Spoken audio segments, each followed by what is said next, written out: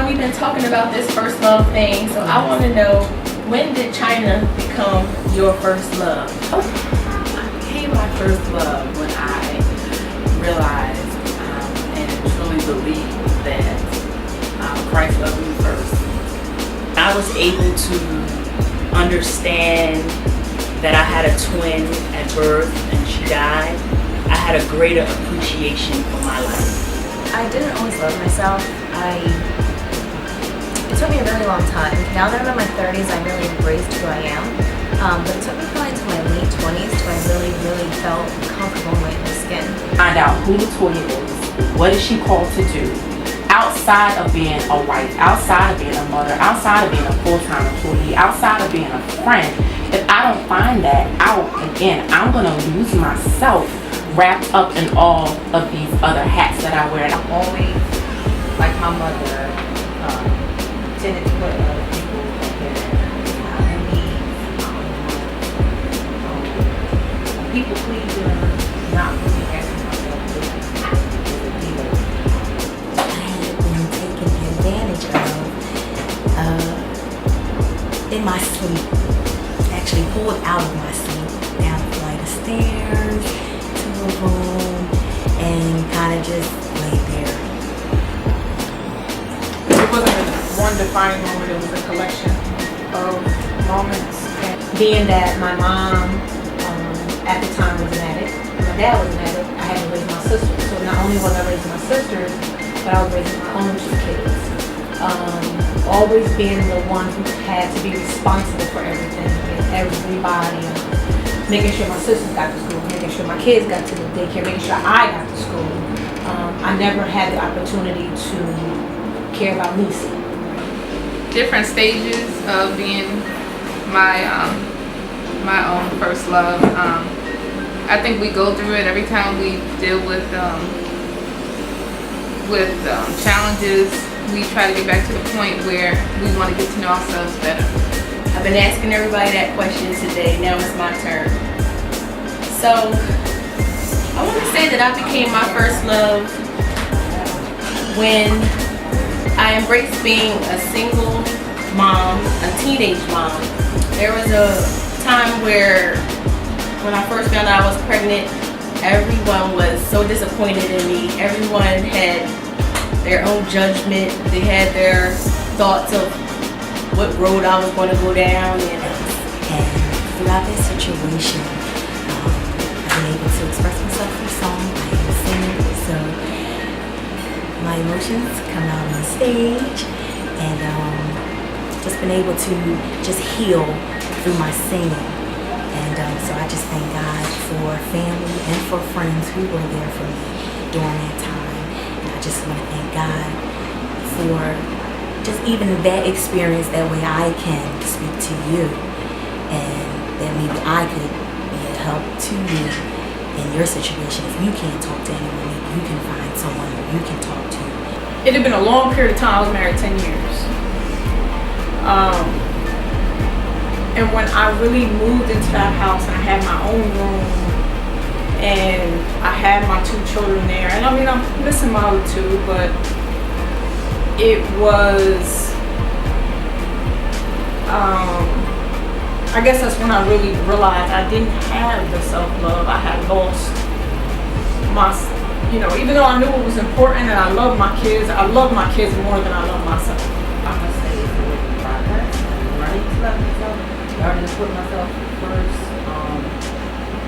and putting my needs above the needs of others. I don't think that makes me selfish.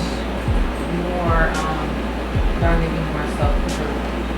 So I'm still on my journey. You fall right back into those things. And so I think that was just the time. My kids were probably about 3 and 4. So around that time, it's just really when I said, you know what, I'm going to love myself. And, after having kids, and I had my kids back to back, they are 10 months apart. Do not judge me. Okay.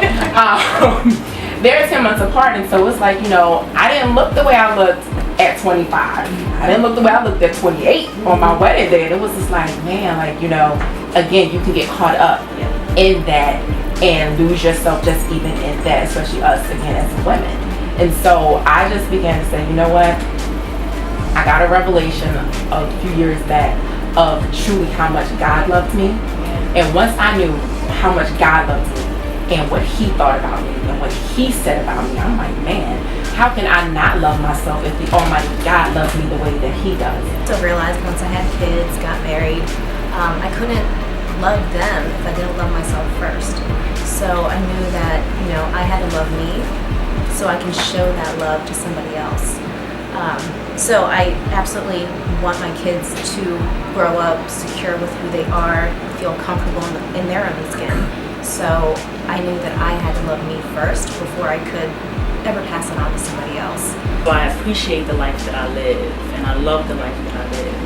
And because of her, I dedicated my second book to her, because I am my first love. This is how I felt, and that's when I became my first love. Him loving me first is everything. It's my encouragement, it's my strength, it's my energy. And so that's why I'm my first love. Sick of you always thinking that you're better than everybody. And here I am thinking, like, in my mind, I'm praying for her, I'm praying for her husband, and I'm more focused on her relationship than my own, and for her to say something like that, it hurt. So after talking to my husband and then having a long talk with God, I decided that I could not be everybody's everything anymore. I had to focus on me. So I isolated myself, I shut myself down. I got a little more focused into church and his word. And at that point is when I realized that nobody's gonna love me better than I can love myself. Try to figure out how did I get to this place. So, and it came from putting other people first and really not caring about myself. So that's how this became, I guess this was birth. And then Kenya pretty much incubated it to its fruition. So that's how I became my first love. I didn't want my son to think that I was his sister and not his mom, and he was my responsibility. So I began to not care about what everybody else thought my life was going to be, and I stopped allowing their judgments of me affect my decision. I stayed, I raised my son, I went to school, I worked, and that was the moment when I became my first love, and when I no longer allowed people's judgments to make, such an impact on me where my decisions were changed because of what they thought of me. I became my first love when I lost my Uncle Depot. It's because he was really close to me, and when I grew up, he was right there beside me with my dad. And once I lost him, I was like, I gotta start really thinking about myself and making sure that I'm okay, because no one else is looking out for you but you. That I'm enough, everything is gonna be okay. We're gonna work this thing out. It's just a daily reminder that you just begin to love yourself every single day. In those moments where, again, chaos is breaking out, everything is going on, things aren't looking good, my reaction and my response is so different now as opposed to before. My response and my reaction now was like, you know what, everything's gonna be okay. It's all right. You are enough for your boys. You are enough for your husband. You are enough to do what God has called you to do. And pretty much at that time, and since then, that's when I became my first love. Girl, pass the collection. There you go. Yeah, girl. There you go. She went in. Yeah, it was beautiful. So what do we have planned next? What's going on? I really believe that we should take First Love on the road. It shouldn't just stop here in our city. We should get it out to the world, to all of the ladies, even men who may need to become their first love. That's why. Yeah, I agree. So today was epic. It came together. God did amazing things in this room with all of the talent and all the ladies. So the vision that he gave to you, And pass back over to you. and we did it together. So all we have to say is stay tuned for more First Love.